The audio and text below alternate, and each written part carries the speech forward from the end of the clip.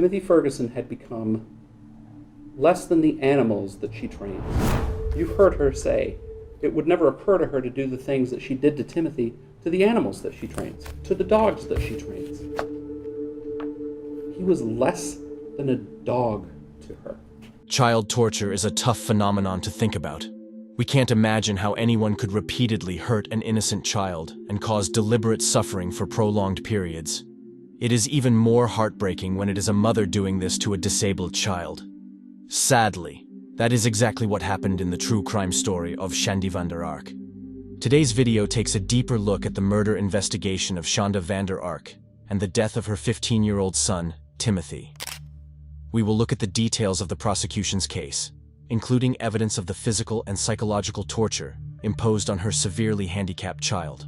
We will also look at the role of other family members, the case for the defense, and the shocking twist involving CPS many years ago. The big question that arises with this case isn't the guilt of this sadistic mother, but the extent of the plot to torture Timothy. His brother, also facing charges for child abuse, claims to be a victim too. So, was this a case of a deranged mother manipulating her whole family? Or were they equally to blame for his death? Was Shanda telling the truth about her diminished responsibilities due to her health? Or was it all an act? Shanda Vander Ark faces life imprisonment for the death of her son Timothy, aged just 15. Timothy died from complications due to neglect and apparent torture, and it seems his mother was largely responsible. Her trial ended in chaos this week, with her failing to appear for her verdict due to medical reasons. Overall, this is one of our sadder cases for all involved. In today's video, we're going to explore the case of this young man and the reason for this horrible death. Why was the mother on trial for such a high degree of suffering? What were the conditions like for him to get into this state?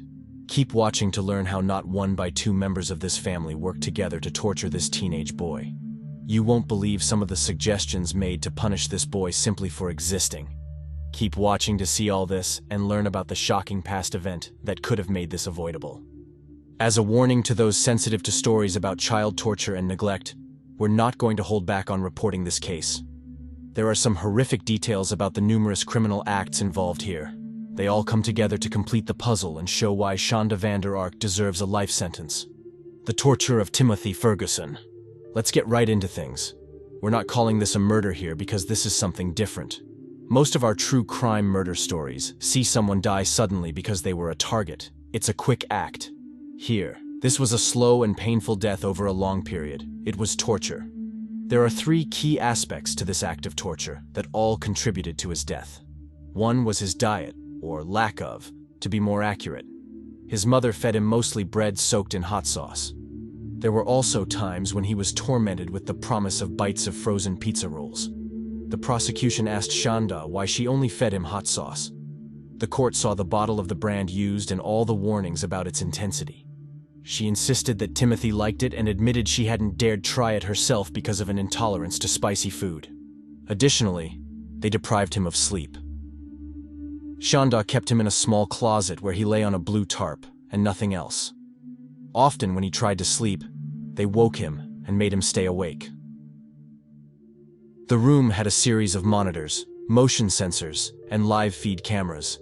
This high level of surveillance would end up working against Shanda as the police and prosecution could see so much of Timothy's life on screen. They also saw the moment he breathed his last breath.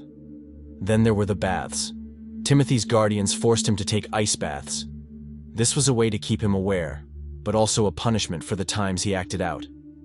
He eventually died in his home on July 6, 2022, from a combination of malnourishment and hypothermia. He weighed just 69 pounds at the time. Many additional factors to this crime make it so unbelievable. The first is that Timothy was a special needs child. He had autism and motor impairment that would have allowed him support if cared for by the right people. There are reports of him misbehaving and acting out that are easily attributed to his lack of cognitive function and social skills. Then there are the issues surrounding his family and home life. Where was Timothy's family? This is a fair question. There's an expectation when you hear facts like this that the mother and son were isolated. Surely it was just the two of them confined to this home, where no one else could have any idea what was happening. Right? Well, This is far from the truth. Instead, there are 4 other children. One of those, the older brother Paul, was charged with child abuse for his role in the torture. He ended up testifying against his mother, claiming he only ever did what he did through a condition close to Stockholm Syndrome. This included placing Timothy in an ice bath for 9 hours, right before he died. You kept saying during the text, you kept saying, young man, that you were under the impression that what Timothy was going through was an act. Do you remember that? Because I was convinced by my mother. Okay. You thought it was an act, correct? Yes. You thought he was faking it, correct? Yes. The seizures, you thought that was an act? Yes. The shaking, you thought that was an act? Yes, I wasn't there when some of that occurred. The trembling, that was an act? Did he cry when you had him crouched like that? When you had him do that back thing against the wall, did he cry? Not cry, he complained. Did he cry when you had him stand up for hours against the wall? Did he cry? No, not Okay. that I remember of. You don't remember any crying, any complaining, do you? No. Okay. When you cuff him, did he cry? No. You said he would close, well, it's been said, you haven't said. He would close the loop on those cuffs and make them tighter on his own wrists. Is that your recollection? Yes. You didn't do that, right? No. Did he cry when that happened? He complained about it, and that was how I knew. Okay. His case is as interesting as his mother's. The text messages sent between the pair suggest a level of planning and clear-headedness, where they were both on the same page. He was happy to go along with a lot of what his mother suggested. She claims he came up with some of the ideas and had no recollection of receiving the message from him. He is guilty of torture, and it seems likely he will receive a substantial sentence for that. Should he also end up tried as an accessory to this murder? The youngest of the children is 9, making him just 8 when Timothy died. It is unclear what that child knew or saw. How was his relationship with his disabled brother? Did he view all this as normal behavior for someone in his condition? What could that mean for his future social development? Whatever the answers, that kid has lost a brother to murder and a mother to the justice system. Another possible lifeline for Timothy was his grandmother, Shanda's mother-in-law. She often took in the younger kids, but was never allowed into the home to see Timothy. So far, there is a lot to take in. As you know, if you are a subscriber to this channel, we always go as deep as possible on these cases and cover the gory details. If you're not a subscriber yet, it takes 2 seconds to click and add us to your feed. That way you'll get direct access to a lot more interesting murder investigations as we upload them. We've covered the worst of the case for the prosecution and the grim family life. Now we need to see if there is anything in the defense to clear Shanda's name. The case for Shanda Vander Ark's defense.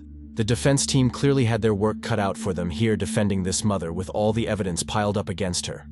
Her lawyer claimed she did not know she was harming him and that the diet was starving him. Playing devil's advocate for a moment, let's consider the idea that she really was completely clueless and acting to protect her son, not harm him.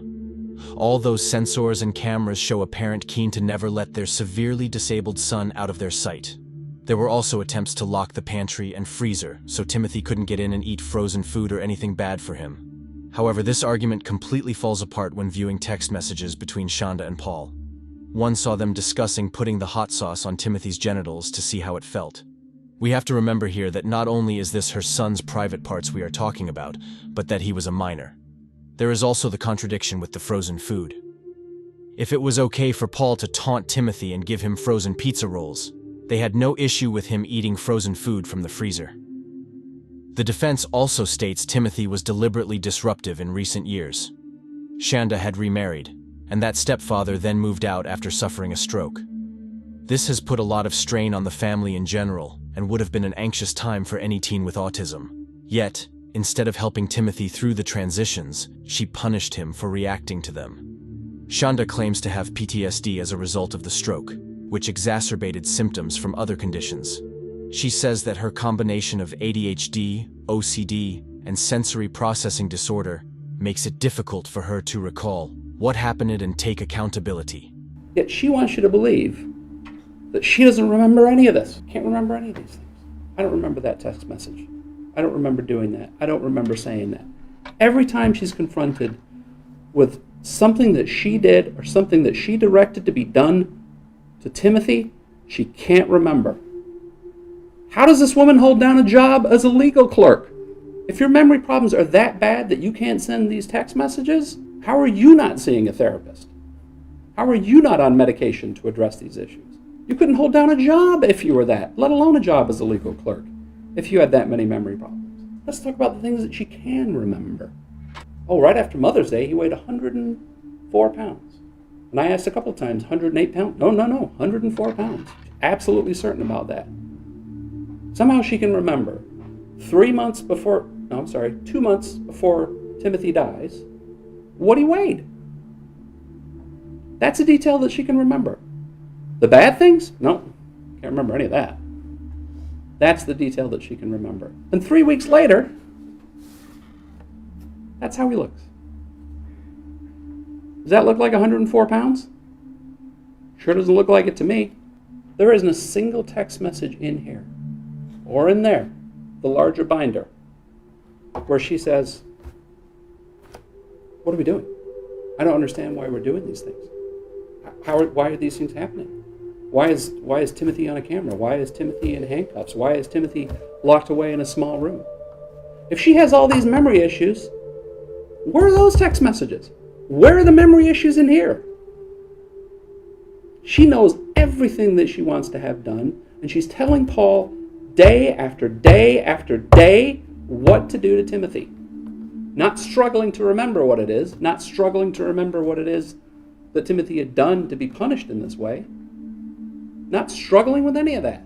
Even if she does have all 4 conditions, that isn't an excuse.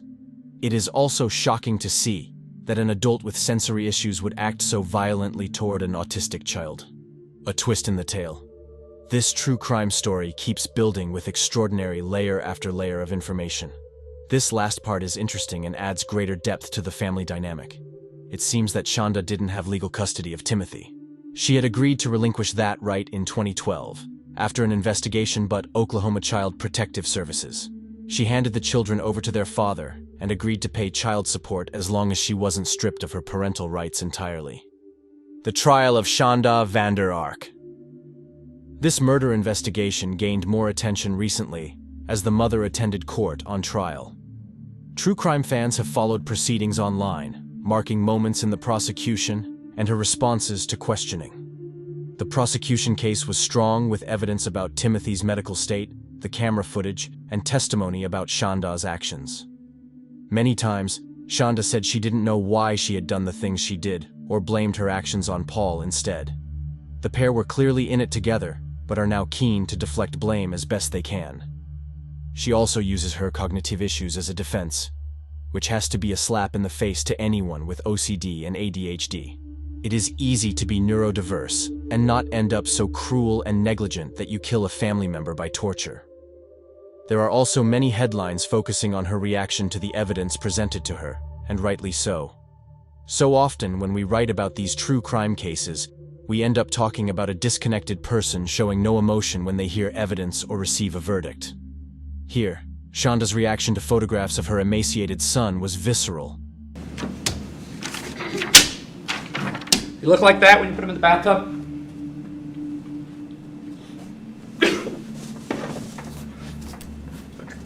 She vomited in revulsion. This begs the question of why she reacted so violently. Had she not fully realized that her crimes were torture, and the impact her actions had on her son? Was she throwing up in an emotional reaction to the pain she had caused? Or was it for the show? Critics suspect the latter. When the court reconvened on the 15th, Shandi did not show up due to a medical issue. The exact nature of Shandi's medical incident isn't clear. There is speculation that the impact of the trial has led to a form of mental breakdown. This would help to explain some of her actions in court when seeing the evidence photos. Maybe something has snapped, and she can neither physically nor mentally handle the trial process anymore. There are also reports that she was threatening to harm herself, but the extent of this is unknown. It could be that she used this claim to get out of having to go back to the courtroom. Or It could be that the stress and those other conditions mentioned before have her at a breaking point. It is hard to have sympathy for her, whatever the truth. She got to sit out one of the most crucial parts of the sentencing process after all that time forcing her son to go through hell. The court continued in her absence and carried down the verdict on the case. They found her guilty of first-degree murder and first-degree child abuse. The state of Michigan versus Shanda Vander Ark, count 1, charging open murder involving the death of Timothy Ferguson. We find her guilty of first-degree felony murder. Count 2, first-degree child abuse. We find her guilty of first-degree child abuse. It is hard to argue with this given the extent of the evidence against her. She will receive her sentence on January 29th, with the expectation of a life sentence. This is the sort of emotive crime where some may call for the death penalty as a suitable punishment for the torture inflicted. However, there is some poetic justice in serving the rest of her life behind bars. She can now become confined to a small space and monitored by those in a higher position of power. Although her cell will be far more spacious and comfortable than Timothy's closet. She will also have a penal system dictating when she eats and what is on the menu. Again, it will still be better than a diet of nothing but bread dipped in hot sauce and frozen pizza rolls. A catastrophic failure of the system. The question we face now is, how was this ever allowed to happen? If Shanda had given up custody and had no right to house Timothy, what was he doing there with her and Paul? It's one thing for a parent to hide their disabled child at home and torture them in secret. It's another to be able to do this over a long period after Child Protective Services knew she was a threat. What would it have taken to protect that child through foster care or housing in a supportive facility? So what are we left with here? We've got a dead teenager who finally succumbed to endless torture at the hands of family members. We've got an unfit mother finally getting a life sentence for her part in it, and a brother facing charges of torture. We've also got a service that failed the family by letting Shanda Vander Ark regain custody of her kids. There isn't really any light at the end of this tunnel. There is some justice, but is it enough after all Timothy suffered? As always, we want to hear your thoughts on this case. We're pretty sure there's going to be an overwhelming response one way here. But do you believe she meant to kill him? Or were the actions of her sons and her cognitive health issues enough to remove culpability? The addition of the brother Paul in this story does muddy things a little. It's unclear how much control and influence he had. Both seem pretty sadistic and in need of a long spell behind bars. Thank you for watching today's true crime video. If you enjoyed it, don't forget to hit that like button to let us know. See you again soon with another case.